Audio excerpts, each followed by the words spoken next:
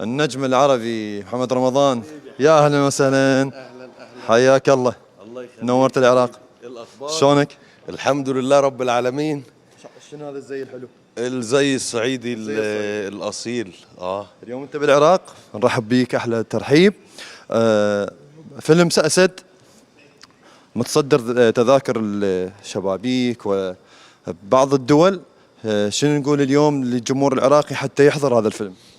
والله يعني اقول للجمهور العراقي ان انتوا شركائي في النجاح من اول مشاريعي وبحبكم جدا وبتفائل بكم جدا، واتمنى ان الفيلم ينال رضاكم وينال اعجابكم، وثقة في الله انا متأكد انه هيعجبهم، لان هم شعب متذوق للفن بشكل كبير، وشعب راقي، وشعب عميق وفنان. فان شاء الله الفيلم يعجبهم قوي باذن الله. صار لك فترة ما جاي للعراق، اوكي. شنو شعورك واليوم انت موجود بالعراق؟